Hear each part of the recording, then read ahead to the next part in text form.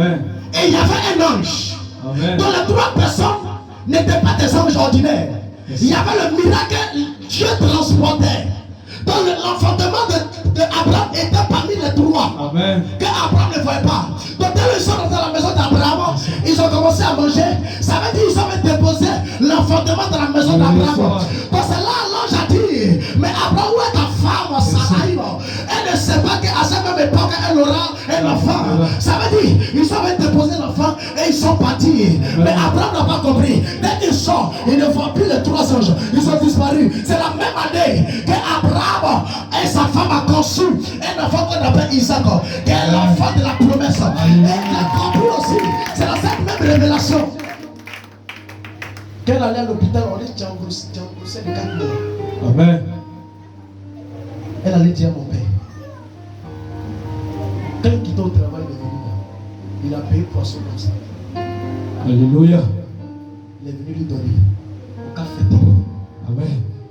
10 ans, sans enfant. Dès que je suis né, c'est là que ça a commencé. J'ai commencé à marcher un peu. Sa tante, elle se lève un matin. Elle dit, déjà tu as commencé à marcher. Je suis tombé sur mes fesses. Je n'ai plus marché pendant 9 mois. Ils m'ont pris maintenant. Ils sont partis au Ghana. J'ai une maman qu'on appelle maman Sarah. C'est là-bas qu'ils sont allés la déposer. Je suis resté dans le temple là-bas. Un enfant, son étoile est grande. Amen. Prophète des nations. Amen. Ils m'ont déposé là-bas pendant longtemps. Ma maman, elle va maintenant casser les femmes, elle vient, elle chauffe l'eau. C'est comme ça. On était là-bas. Après, c'est là qu'elle m'a pris. Elle m'a ramené chez l'apôtre à Zito. De là-bas, la consécration maintenant. Écoutez ce qui s'est passé. Ils ont invité un apôtre, un pasteur israélite. Amen. En ce moment, ils prennent l'état d'esprit de la personne, Yes. apprendre à connaître son amour envers toi et son investissement. Si tu vois qu'il ne te respecte pas, il faut l'écarter. Si tu vois que la personne est impolie, infrontée, orgueilleuse et fière, il ne faut pas avoir pitié. Il faut l'écarter. Amen. Il faut perdre quelque chose de précieux pour gagner quelque chose de grand. Alléluia. C'est comme ça. Dans le domaine spirituel, là, si tu ne sacrifies pas des bonnes choses, tu ne peux pas gagner des grandes choses. Yes. Il faut apprendre à sacrifier des choses qui t'ont coûté cher pour gagner des choses plus grandes que ce qui arrive. C'est comme ça. Donc si quelqu'un a commencé avec toi, à l'ouest, il commence à être rebelle, impoli envers tes autres, il faut l'écarter. Il va vous dire quelque chose. Tu vas. Que vous comprenez. Pour connaître l'amour, vraiment, si ton père aime ton affaire, si ton père a encore son amour pour toi, il faut te rappeler de quel est le dernier jour où il t'a donné de quoi faire. Alléluia. S'il voit que ton père ne te donne plus de charges à faire, il faut comprendre qu'il t'a fermé dans son cœur. Amen. Ça, c'est clair et net. Si tu vois que ton père ne te donne plus de quoi à faire, c'est qu'il t'a fermé dans son cœur. Tu ne comptes plus pour lui. Et c'est là pour un enfant qui reconnaît et qui est obéissant, qui est soumis.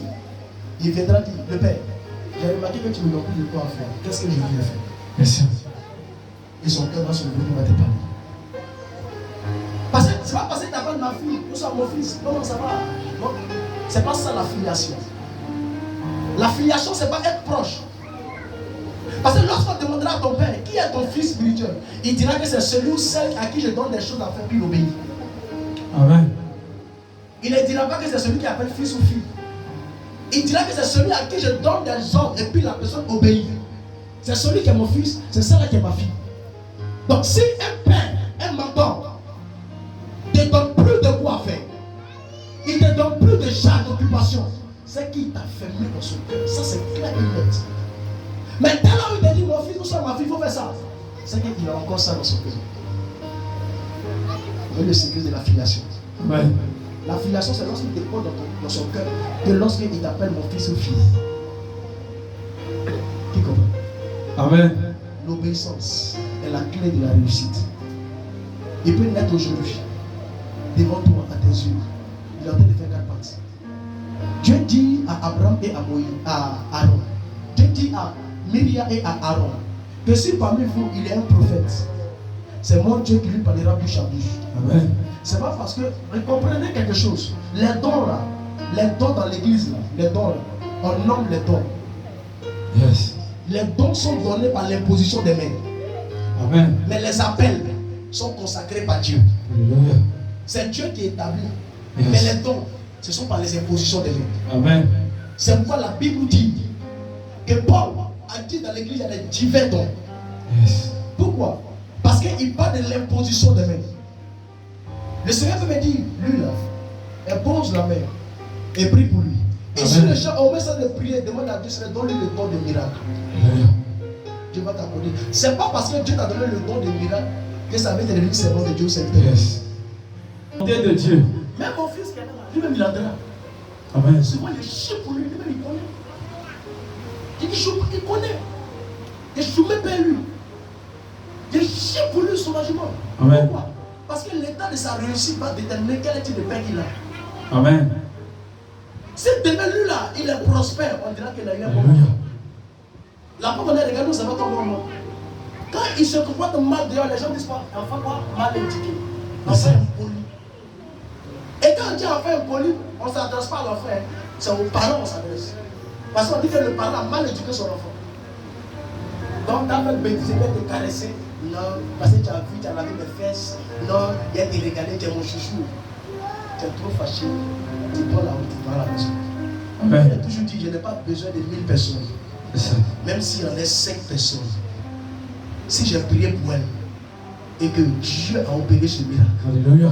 demain, là, elle, même si elle est plus là, Dieu va envoyer quelqu'un d'autre. Amen. Prier pour la personne, Dieu va opérer encore le même miracle. Gloire à Jésus. Quand elle ne va pas avec le don, c'est le don de Amen. Dieu. C'est ce que d'autres ignorent. Quand quelqu'un sait qu'il allait faire maraboutage et des choses comme ça, là, il a peur de perdre infidèle. C'est ça. Ben, il s'est dit, si elle est perdue là, comment elle fait pour avoir faim? Comment elle fait pour avoir Dieu? Ça, c'est des sorciers. Yes.